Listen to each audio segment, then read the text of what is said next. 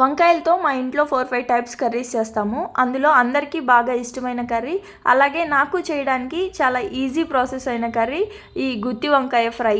గుత్తి వంకాయ ఫ్రై కోసం తొడిమలు కట్ చేసేసుకొని వంకాయకి 4 ఘాట్లు పెట్టేసుకొని ఆయిల్లో వేసి బాగా ఫ్రై చేసుకోవాలి.